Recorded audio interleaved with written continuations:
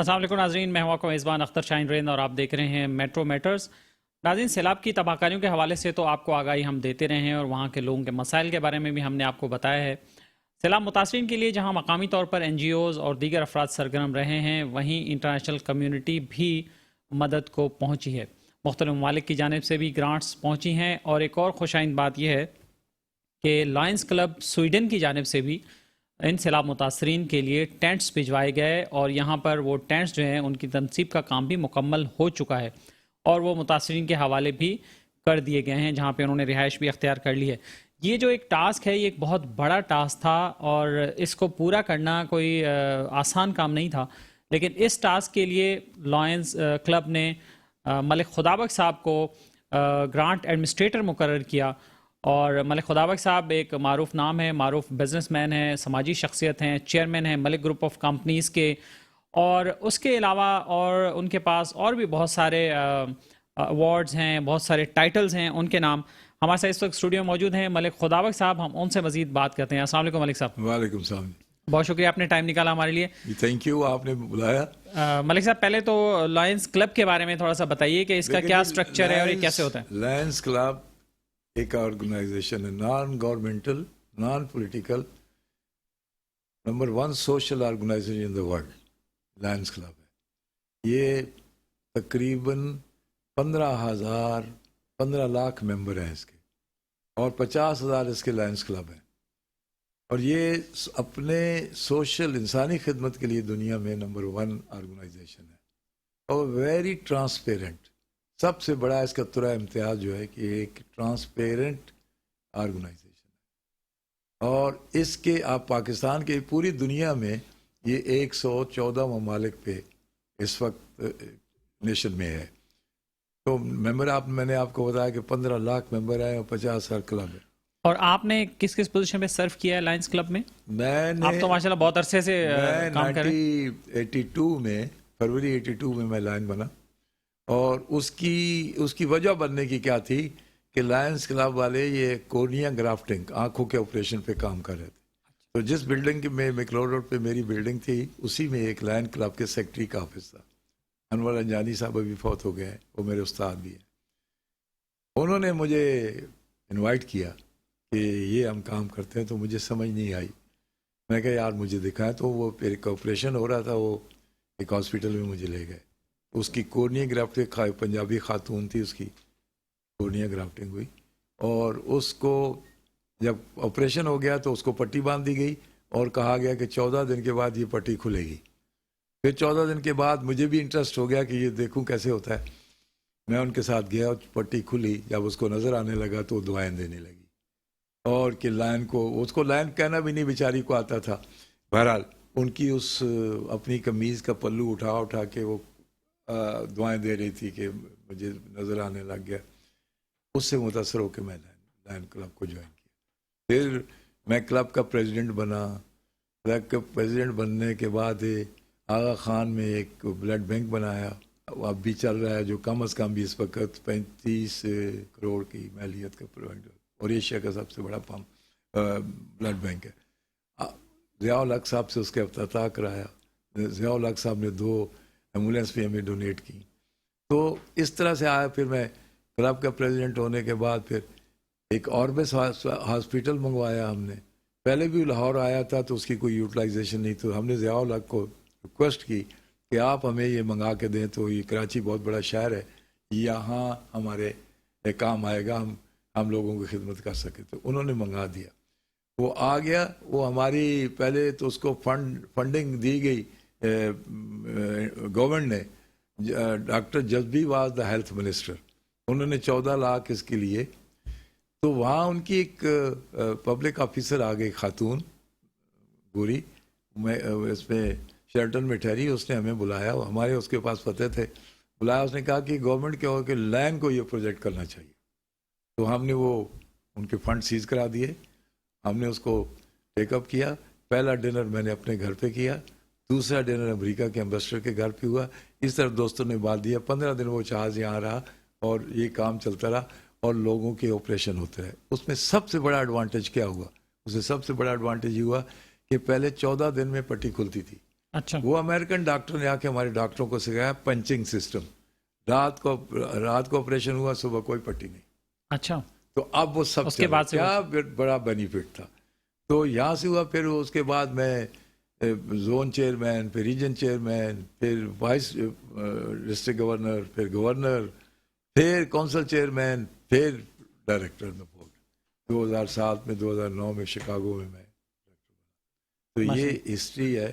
اور جب سے یہ ہوا اب اور آپ کو گرانٹ ایڈمنسٹریٹر کب بنایا گیا؟ یہ دیکھیں جب ارتھ کوئک آیا تھا اس میں ابھی بورڈ پہ نہیں تھا, میں کینڈیڈیٹ تھا بورڈ کا, اور میں انڈوز ہو گیا تھا کہ میں نے بورڈ پہ جانا ہے. اور میرا سال جو تھا وہ 2007 کو میں نے بورڈ پہ جانا تھا. یہ 5 میں ارتھ کوئک آیا. اور ہمارا پریزیڈنٹ انڈیا کا تھا اشوک مہتا صاحب, وہ وزٹ کر رہے تھے وہاں جاپان میں, تو یہ ارتھ کوئک آیا. اس نے رات کو مجھے فون کیا اور 5 لاکھ کی ڈونیشن ڈالر کی ہمیں وہاں سے آ گئی, انہوں نے کر دی. اور پھر ہم نے انہوں نے مجھے گرانٹ ایڈمنسٹریٹر بنا دیا ارتھ کوئک کا. اور جنرل راحت صاحب کے پاس یہ جو ارتھ کوئک کا پورا ایریا تھا, جنرل راحت اس کو کمانڈ کر رہے تھے. ان کے بغیر کوئی چیز نہیں ہو سکتی. ان کو پتا تھا کہ ہم لینڈ کے لوگ کام کر رہے ہیں, کیونکہ میں آرمی کے ساتھ بھی میرے تھا, وہ مجھے جانتے تھے. انہوں نے بلایا مجھے, انہوں نے کہا کہ ایک ولیج آپ کو دیتے ہیں, آپ ریکنسٹرکٹ کر کے دیں. انہوں نے انوار شریف ولیج مجھے دیا. اور میں نے اپنی میٹنگ لائنس کی بلائی, سب بڑے لیڈروں کو بلایا, ان سے کنٹیکٹ کیا, وہ کام ہم نے شروع کیا. اور پھر اس پروجیکٹ میں ہم نے 177 گھر 4,500 فٹ کی بلندی بھی مظفر آباد بنا کے دیے. آزاد کشمیر کے پریزیڈنٹ کو بلا کے اس کے ہینڈ اوور کیے, اور اس میں اپنے LCF کے چیئرمین کو بھی بلایا, اس کو بھی بلایا, اس کے سامنے وہ ہینڈ اوور کیے. یہ the first step was grant administrator کا میرا تھا. اچھا پھر جو آپ نے کامیابی سے اس کو کمپلائنٹ کیا. پھر لائن کلب کا ایک طریقہ ہے کہ وہ اگر کہیں کوئی پروجیکٹ کرتے ہیں تو اس کا گرانٹ ایڈمنسٹریٹر پروجیکٹ چیئرمین بناتے ہیں, کمیٹی بناتے ہیں, فنڈ جو ہوتے ہیں اس کے لیے ایک آڈیٹر مقرر کرتے ہیں. وہ بڑا ٹرانسپیرنس ہوتا ہے. پھر جب پروجیکٹ کمپلیٹ ہوتا ہے تو اس کا آڈٹ ہوتا ہے اور سبمٹ ہوتا ہے, پھر وہ فائل کلوز ہوتی ہے اگر وہ صحیح ہے. اگر اس میں کوئی آبجیکشن ہے تو کلوز نہیں. ہماری فائل کلوز ہوئی. پھر 10 میں فلڈ آیا تو پھر اسی کو مجھے ریپیٹ کیا گیا کہ یہ ذمہ داری آپ سنبھالیں. تو پھر 248 گھر ہم نے 4 صوبوں میں بنائے. 36 گھر ہم نے یہاں اس میں ٹھٹھا میں بنا کے دیے, نثار کھوڑو صاحب سے اوپننگ کرائی. 36 گھر ہم نے بدین میں بنا کے دیے, یہ افیکٹڈ ایریا تھا, وہاں کے MN تھے, ان سے فرق کرائی. اس طرح ہم نے ملتان کے بنائے. وہ جو آج کل گرفتار ہو گئے ہیں ممبر پارلیمنٹ تھے, وہ دستی صاحب جمشید دستی صاحب, انہوں نے اوپننگ کی. پشاور میں ہمارے کونسل چیئرمین نے اوپننگ کی, وہ بہت ہو گیا, سلطان مسعود صاحب. اس طرح 4 صوبوں میں ہم نے 248 گھر بنا کے دیے. اب یہ جو اب فلڈ آیا تو وہی ریپیٹ تیسرا موقع ہے کہ تیسرا موقع نہیں, ابھی یہ ہوا کہ انہوں نے مجھے کال آئی تو میں نے ان کہا کہ ریسنٹ ڈائریکٹر ہیں اس وقت میاں ازری صاحب, یہ ان کا پورٹ فولیو ان کو جانا چاہیے, میں 2 دفعہ کر چکا ہوں. تو انہوں نے کہا اچھا ٹھیک ہے, میاں صاحب کو آپ کہیں. میں نے میاں صاحب کو کہا کہ آپ کو فون آئے گا, آپ ایکسیپٹ کریں, یہ نیکی کا کام ہے. ان کا ٹھیک ہے. فون کال آئی, انہوں نے ایکسیپٹ کر لیا. جب انہوں نے کام شروع کیا تو ان کو سمجھ نہیں آ رہی تھی. They get back to Lion Club. انہوں نے کہا جی میرے سے تو نہیں ہوتا, ملک صاحب ہی کام کر سکتے. پھر انہوں نے مجھے ریکویسٹ کی اور پھر سارے دوستوں نے, میرے لوگوں نے کہا کہ میں نے ایکسیپٹ کیا. نو یہ اس میں آپ 2 چیزیں ہیں. تو پھر اس میں آپ کیا گرانٹ دیکھیں, اس میں یہ جو ایک گائیڈ لائن دیتی ہے لائن کلب انٹرنیشنل, اس کو ٹاسک کہتے ہیں. پہلا چیز ہے کہ جی آپ میں گرانٹ ایڈمنسٹریٹر ہوں, تو جو کونسل چیئرمین ہے اس وقت کرنٹ ارشد محمود صاحب, ان کو انہوں نے پروجیکٹ چیئرمین بنایا کہ وہ مجھے اسسٹ کریں گے. پروجیکٹ چیئرمین کے ساتھ نیچے پھر ساری کمیٹی بنی ہے, وہ کمیٹیاں بھی ہم نے بنا دی ہیں, انہوں نے اپروو کر دی. اب یہ میٹنگ ہونے جا رہی ہے کہ ہم نے اس کمیٹی کو یہ ٹاسک دیا ہے کہ تینوں ڈسٹرکٹ گورنر جو ہیں, اس کا ساؤتھ کا ہے فاروق ڈیڈی, اور عاشق باجوہ ہے N2 کا, اور N1 کا جو ہے وہ شیخ وسیم ہے. ان تینوں کو یہ ٹاسک دیا گیا کہ آپ لوکیشن دو. یہ انسٹرکشن ہے لائن کلب انٹرنیشنل, ہمیں دو, وہ جگہ سلیکٹ کریں. انہوں نے جگہ سلیکٹ کر دی, کر آپ کل ہماری ایک میٹنگ ہونے جا رہی ہے, اس میں ڈیسیجن ہوگا اور کام شروع ہو جائے گا. ہمیں ایک پرابلم آ رہی ہے جو میں آپ سے ڈسکس کرنا چاہتا ہوں. وہ میں نے جب یہ این جی اوز یہ جو پرابلم ہوئی تھی نا تو پھر این جی اوز کو کہا کہ رجسٹرڈ کرو. تو اس وقت ہماری این جی اوز جو لائن کلب انٹرنیشنل ہم نے بھی اس وقت میاں ادریس صاحب ڈائریکٹر تھے, ان کے تھرو یہ ہوا, اور عائشہ ملک میری بیٹی اور وہ کونسل چیئرمین تھی, انہوں نے موو کیا. باقاعدہ ساری ڈاکومنٹیشن ہو گئی, منسٹری نے اس کو اوکے کر دیا اور لکھ کے اب کمپیوٹر پہ آ گیا کہ نو ڈاکومنٹ نیڈیڈ. اب وہ گئی ہے ہائر اتھارٹی کے پاس اپروول کے لیے. ہمارے 3 ڈسٹرکٹ گورنر کو, ایک ہوتی ہے اسٹینڈرڈ گرانٹ, اسٹینڈرڈ گرانٹ ہوتی ہے $10,000 کہیں بھی کچھ ہوتی ہے لائن کلب بھیج دیتا ہے اس ڈسٹرکٹ کو. تینوں ڈسٹرکٹ کو $10,000 آ گئے, لیکن بینک میں آ گئے, اکاؤنٹ اوپن نہیں ہو سکتا جب تک no objection ministry of interior نہیں دے گی. تو آج کیوں نہیں مل رہا؟ وہ اس لیے نہیں مل رہا کہ انہوں نے ہمیں اوکے کر دیا, لیکن کہیں ہائر اتھارٹی, اب آپ کمپیٹنٹ اتھارٹی کے پاس اپروول کے لیے گئے, وہاں سے واپس نہیں آیا, اس میں کافی دن ہو گئے. تو میں نے کیا کیا کہ کل میں نے بھیجا تھا, آج پریزنٹ ہو گئی ہے ہماری request ministry of interior secretary کے پاس, اور مجھے جو اطلاع ملی ہے انشاءاللہ 1-2 دن میں. لیکن میں یہ آپ کے توسط سے یہ کہنا چاہتا ہوں کہ دیکھیں ایک لوگ مدد کو آ رہے ہیں, اور یہ ہمارے جو سسٹم ہے گورنمنٹ کے, ان کو تو اس کو اوپن کر دینا چاہیے. اور یہ جو اتنا بڑا ادارہ ہے, اتنے ٹرانسپیرنٹ پروجیکٹ پہلے بھی ہو چکے ہیں, ان کو نو آبجیکشن دے دینا چاہیے. امید ہے ہمیں جیسے وہ نو آبجیکشن میں سارے پیسے فنڈ اس میں ہم کام شروع کر دیں گے.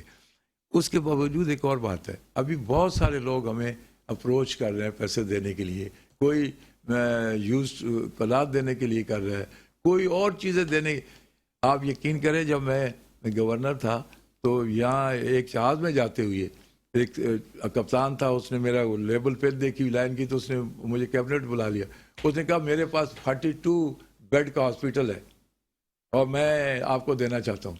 اس نے ای میل دیا, آپ نے کارسپونڈنس کی, وہ اس نے جناب وہ 42 بیڈ کا وہ یوز تھا, یوز کو اکوپمنٹ تھا, اس نے بھیج دیا. ہمارے ملک میں یوز اکوپمنٹ بین تھا, وہ آ گیا یہاں.